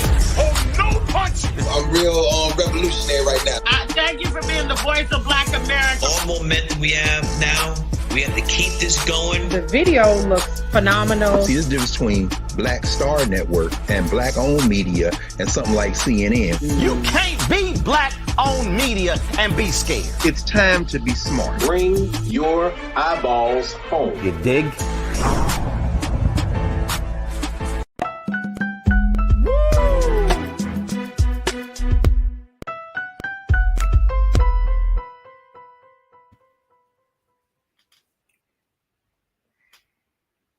All right, folks, welcome back to the show. Now it's time for us to get some midweek updates with the Capitol Hill correspondent for the Griot, Ashley Banks, and we're continuing the conversation with my sister, Suzette Speaks, as well. But Ashley, welcome back to the show. Good to see you, Ashley. How are you this afternoon? I'm doing well. Good to see you, Farajii, and good to see you, Suzette. Hey, Ashley. So, all right, Ashley, let's talk about first and foremost this thing. And I'm so happy to have both of you on here because y'all are attorneys. I know you are still an attorney in training there, Ashley, but it's going to happen. So I'm not even sweating that part. But talk to us about this student loan case that's being reviewed by the Supreme Court. Where are we right now? Because I know the case started to get its review yesterday. So where are we with that? That's correct. So on Tuesday, I actually attended the oral argument for the Biden versus Nebraska case, and then there was the Department of Education versus Brown case, and they were two student loan cases. So in the Biden versus Nebraska case, we have 6 states, Republican-led states, that basically halted this Biden administration plan to forgive loans for eligible borrowers. And basically, they argued that this loan program was unprecedented, that Secretary Miguel Cardona did not have the authority under the HEROES Act to create such a student loan program, and that the court should essentially strike it down. And then we had, what's her name, Elizabeth Perloger, who represented the United States, and essentially said that Secretary Miguel Cardona did have authority to create this plan under the HEROES Act because it was for borrowers who were facing financial hardship during the pandemic. And under the HEROES Act, he has given authority where he can invoke certain things when it comes to revising or waiving statutes that already exist to help Americans who are in need. And so he saw that a lot of people were in need. Obviously, people were losing their jobs. People were losing family members who were the breadwinners in the household. And so people could not pay their student loans. And so the secretary was looking to help those in need. And so I watched the oral arguments yesterday, and it's clear that the conservative justices are not a fan of this plan to forgive student loan debt. And then the other side, you had Justice Sotomayor and Ketanji Brown Jackson, who were kind of really challenging Nebraska, the 6 states in this case, and basically asking, do you even have standing in this case? Were you even hurt, harmed by this policy that the Biden administration is putting in place for student borrowers? And honestly, Farajii, it appeared that the attorney for the states was kind of choking a bit because they were ganging up on him at one point and kind of saying, you really don't have standing. But he kept asserting that these states would be financially harmed. Some of their tax laws are wrapped up into the federal tax law. And so if student loans were discharged, then they won't be getting any money. But the justices were saying that that's kind of a self-infliction. The fact that your local tax laws are tied into federal tax laws, that's something that you did. It's not mandatory. So this is clearly a you issue, essentially. But it's not totally clear. So from attending a couple of these oral arguments, it's not necessarily clear cut which way the justices are going to go. As we know, it's more conservative than liberal, right? 6-3 as it pertains to political standing. So it could go either way, but since most of the conservatives are not a fan of this plan, if they can come up with a reason and justify why they believe the education secretary did not have authority to create this policy, then it could be struck down, but it's too early to know. We're just going to have to wait until this decision comes out either during the spring or during the summer. But there were a lot of protests that were taking place right outside of the Supreme Court. I happened to miss the protest. It was taking place literally during the oral arguments. But I did catch up with somebody afterwards who let me know that Maxwell Frost was there, Ayanna Pressley, and a couple of other congressional members, just trying to push forward and get people to understand, not that it's in the hands of people, it's in the hands of the justices, but to get other people in this country to have an understanding that this is not something that you should be against. This is something that you should be for. It's essentially going to help us all as a whole to have some of these loans forgiven. And honestly, Biden isn't even eliminating all loans. It's literally $10,000 for people who didn't have a Pell Grant. And if you had a Pell Grant, $20,000, that's not a lot for people who have gone to law school, for people who have gone to medical school, graduate school, gotten PhDs. Like, it's not that much money but for those people who do have the Pell Grants and may have only, gotten their bachelor's degree, which is great.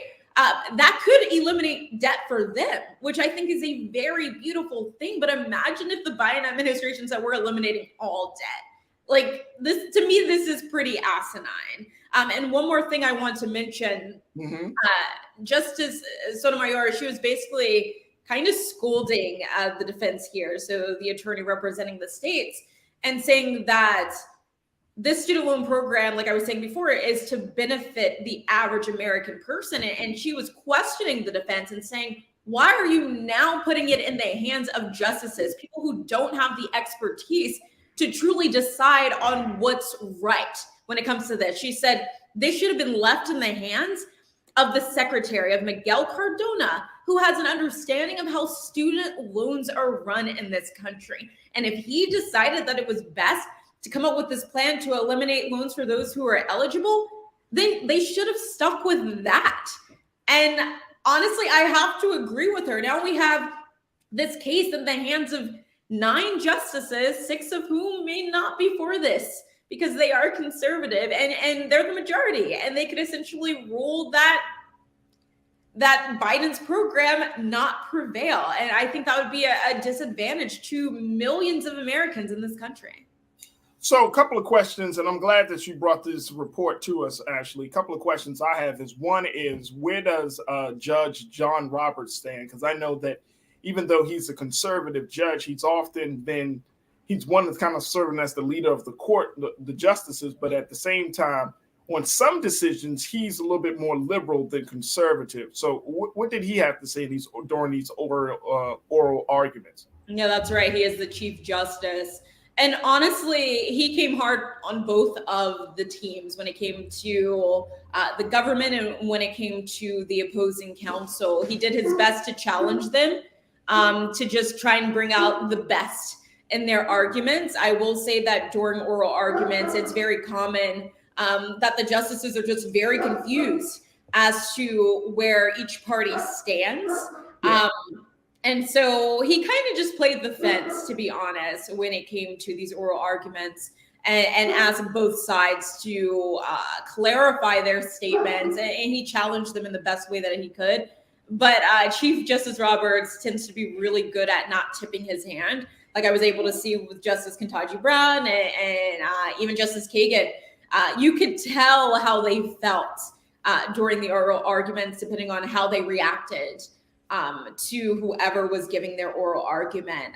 But Chief Justice Roberts, for the most part, he was pretty much even when it came to challenging both parties. But during the oral arguments also, since he's the chief, he does a lot of dictating which justice goes next, and he was allowing everyone to have their opportunity to get questioning it. Suzette, we got a few moments before we go to our next pause, but what's your take of all of this? Yeah, the two key issues that Ashley just explained in terms of standing, as well as whether this falls within the HEROES Act, has very large implications. I know we're right up on a break, but if this was a part of what Congress allowed the executive branch to do under the HEROES Act, then great. But if the court finds that they overstep, there might be other implications as to what other programs the executive branch has instituted vis-a-vis the various secretaries or the White House that may have to kind of go back under consideration as being too far reaching. Whether there is standing is the main issue. When you bring a lawsuit, you have to have some sort of remedy and you have to show that you were hurt. So there's this big question that's hinging on whether these 6 states that have brought this lawsuit are actually owed a remedy. Can they prove that they are being injured by this loan forgiveness? So it's very interesting to see what will happen, and we'll get the answer soon enough in June. In June. My other question is, did anyone ever bring up and this might be offbeat, this might not be a part of the conversation, but just as much as some of these 6 states are balking about giving money back to students, what about the fact that so many millions of dollars were given to some of these Republican leadership from the PPP loan, and they haven't been called to account for it? It's very interesting. 1.75 trillion is the student loan debt. And this program would alleviate about approximately 400 to 500 million, according to Brookings Institute. But yes, when it comes to individuals benefiting under the pandemic emergency laws and programs that were created, we see a big problem as opposed to what you've described when there are businesses and corporations that got a lot of money in terms of relief. So this is going to be an interesting question, whether or not this type of relief is something that, again, falls under the HEROES Act. And again, it is affecting about 40 million people, 26 million of which have actually signed up, when I was one of them under the open enrollment. Again, borrowers making $125,000 a year or less, or $250,000 for a married per couple. But yes, we're looking at, again, $10,000 and $20,000, which means a lot to middle-class people and middle-class families. So yes, with all that debt, I'm sorry, again, I'll say 1.75 trillion in total student debt being held here in the United States. Again, about 400 to 500 billion to be forgiven through this program. So we'll see what the justices have to say. Hey, Ashley, very quickly before we take our pause, I mean, can we compare the PPP loan situation to the student debt situation? Is that relief for relief, or is that totally two different things from your vantage point and what you've been reporting? So that's not something that was brought up in the courtroom, obviously. But no, I cannot answer that, Farajii, if those are two separate things. I can only report what was being discussed in that courtroom yesterday. Yeah, absolutely. Absolutely. All right, we got to take a quick pause. When we come forward, we'll continue the conversation with Ashley Banks, Capitol Hill correspondent for the Griot, Suzette Speaks, who our TV host and attorney, and of course with you, as we're talking about this case that has gone before the Supreme Court around student loan debt cancellation. What's your take? Crew, let me know what your thoughts are as the oral arguments, the opening arguments have been given in this case that we may not hear from until June, spring or summertime of this year. What's your take? Stay with us. The conversation continues on the other side here on The Culture on the Black Star Network.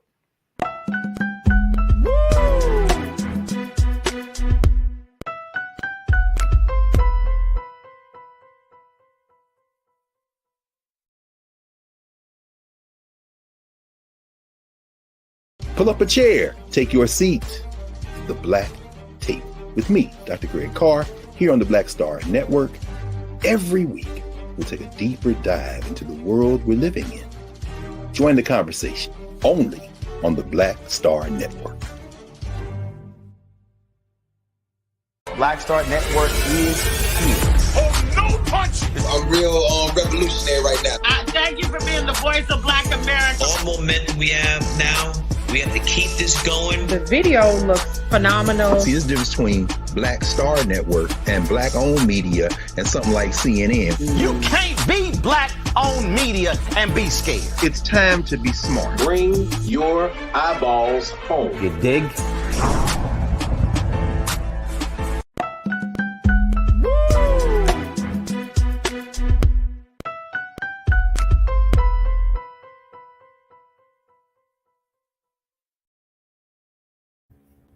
All right, folks, welcome back to the show. We've been talking about the student loan debt cancellation case that is now before the Supreme Court, getting an update on where we are as the case is just getting started. And Ashley Banks, the Capitol Hill correspondent for the Grio, broke it down for us nicely as to what those opening arguments entailed.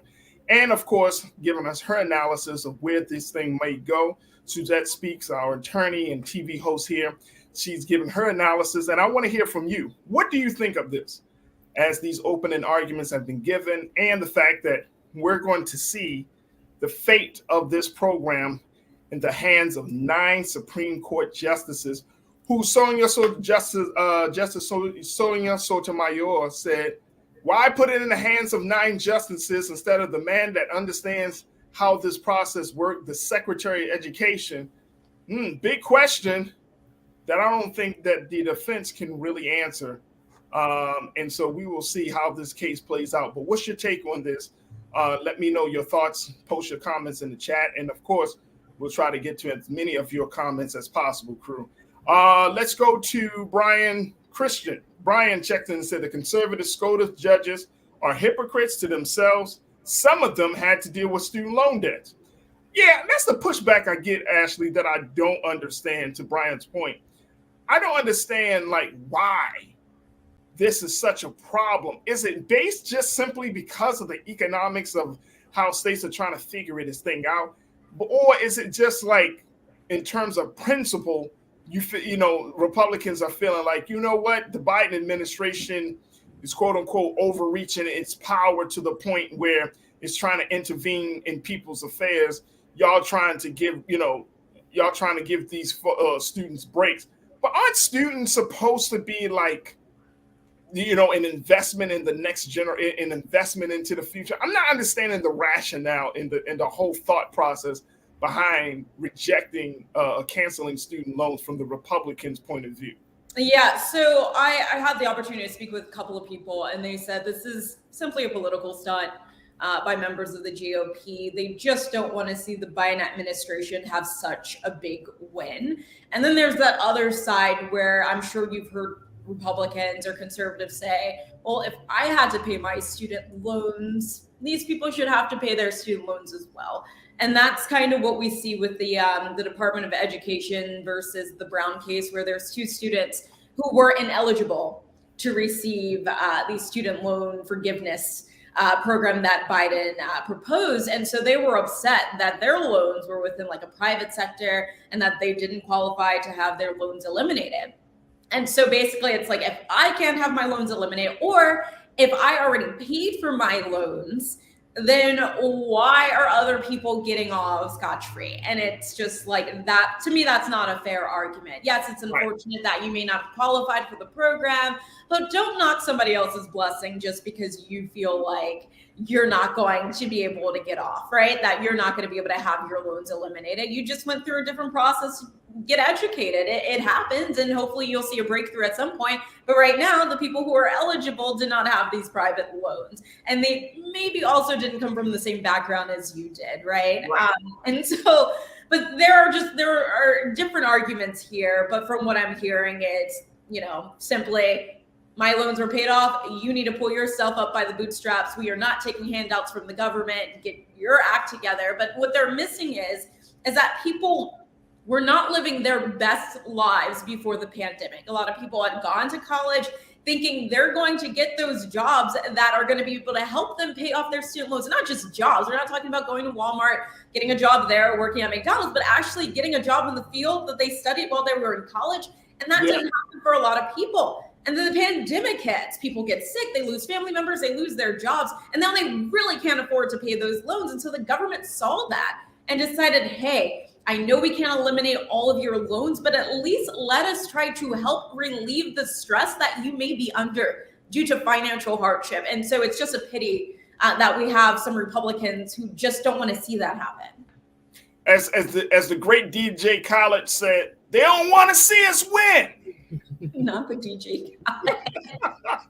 Right. All right. Here's my other question. Though. What about the point? And I've heard this one from folks, Ashley and Suzette.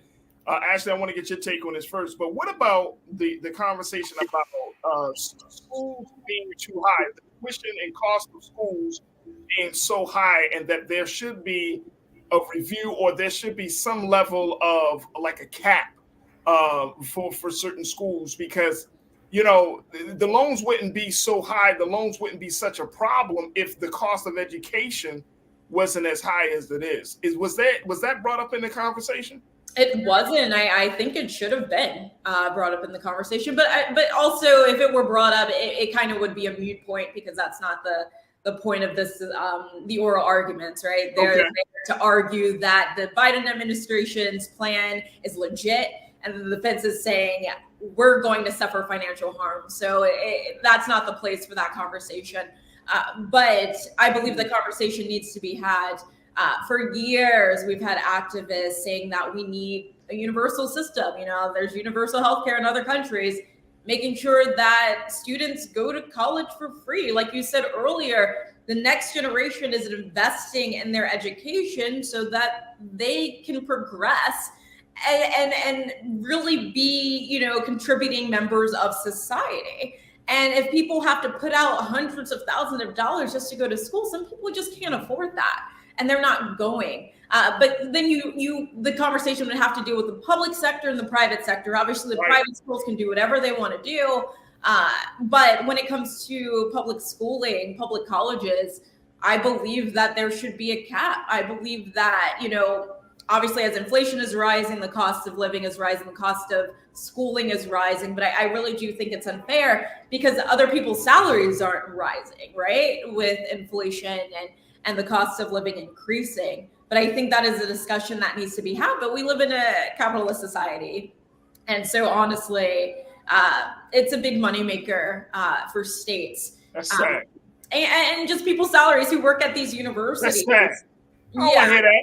Yeah. Actually, you don't need to hear that. That's sad.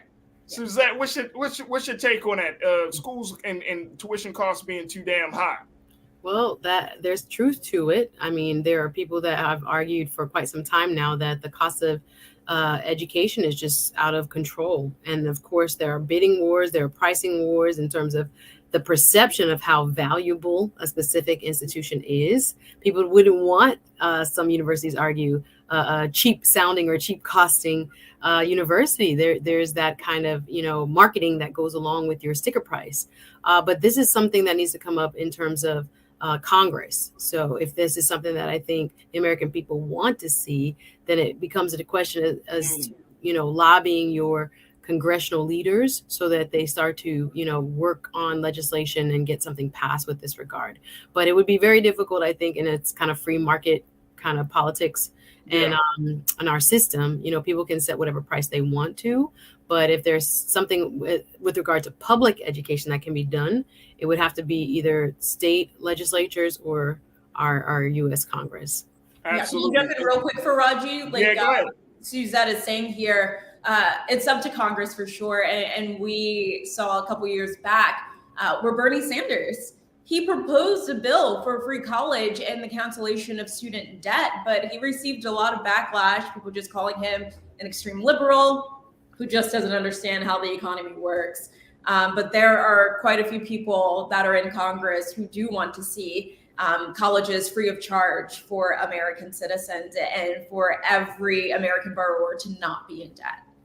Damn, man! If Bernie Sanders was president, let me go to a couple of the crew remarks. Instructor Joe, you said the cost of education is increasing, but the quality of education is not, and the value of that education is steadily depreciating.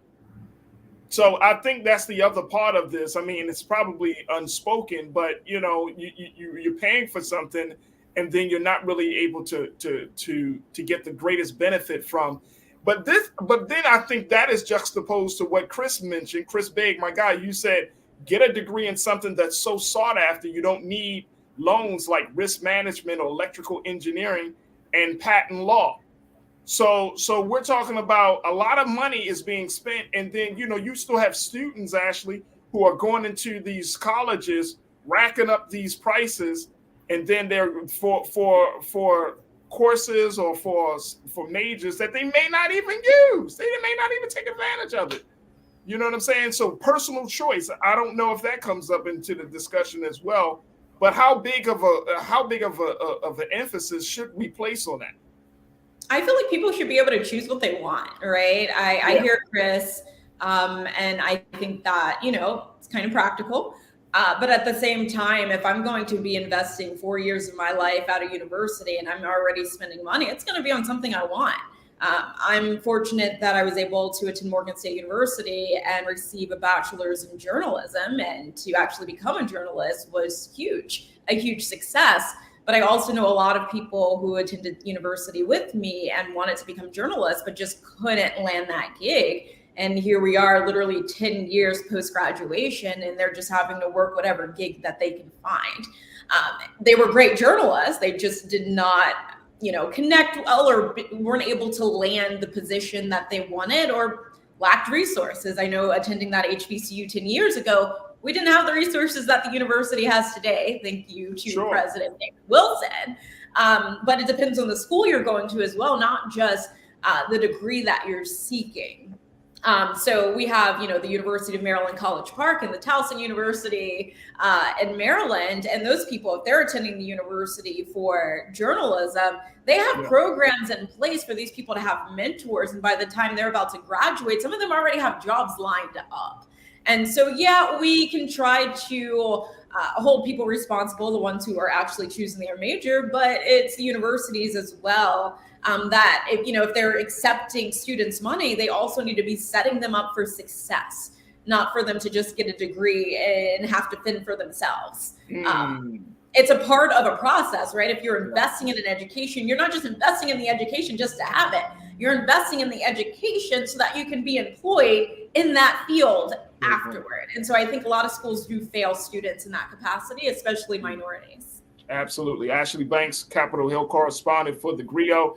Ashley, we thank you so much for that great report, and we'll certainly bring you back on for other updates surrounding this case. And for some of the other stories, I know you got another story on hand in terms that we have to talk about, which is the whole idea of FBI informants. Woo! That's a good one. I can't wait to talk about that. So we'll bring you back sometime very, very soon to have that conversation. But Ashley, thank you so much for your report, and we truly appreciate it. Sounds good. Thank you, Farajii, and see you, Suzette. Bye. See you soon. Suzette, oh my gosh. What can I say, Suzette? Another great show. Yes, thank you for having me. Very quickly, Suzette, do you want to speak on that personal choice piece? I think we have to go back to trade schools. There's so much more. I think it's probably too much for the time we have left, but I'm thinking about everybody doesn't have the same scholastic ability or aptitude. And so I think we do need liberal arts educations for a variety of reasons, because if I'm looking at the numbers in terms of the MBAs we're cranking out and the amount of people that get laid off and kind of the numbers in the book being more important than the people. I think you need humanities. I think you need liberal arts. I think, some of that education is very important, but I do think sometimes people who need the economic boost don't have the luxury of being able to take some of those. But we need social workers. We need people who do mental health. We need all kinds of folks have value in this society. Everybody cannot necessarily be, trained in a highly technical area. That's why I like to say you got to go back to the basics. Not everybody's even going to go to college. So let's give them options before they even get there and start taking on this debt. Because there are a lot of tradespeople that make good money and can sustain themselves and a family. So there's so much more I want to say, but I know we're out of time. Out of time. Suzette Speaks, my sister. Make sure y'all check her out. Suzette Speaks on her YouTube channel. Subscribe to Suzette. Yes. Continue to show support for her as we celebrate Women's History Month, especially, and celebrating women who tell their story. Suzette, thank you so much, sis. God willing, we'll connect with you next week. Yes, can't wait. See everybody soon. Take care of yourself. Thanks for watching. Thank you. All right, folks, that's going to do it for us. I thank each and every one of you, my culture crew, for being a part of the conversation. Thank you, thank you, thank you. Thank you to my team, King Keenan, my man Joel, and of course, my control room. Thank you, thank you, thank you. Folks, stay tuned. Up next is Roland Martin Unfiltered. Make sure you do your part. to support us here at Black Star Network. Go to the website, Black Star Network, download the app, and follow us on all social media platforms. And, of course, support us financially and share the content. And follow me, yours truly, at The Real Farajii on Instagram and Farajii on Twitter. And let's continue to build the community. As always, never be afraid to challenge what's wrong. Stand for what's right while being yourself in the process. God willing, we'll talk tomorrow for another exciting edition of The Culture right here on the Black Star Network. Peace.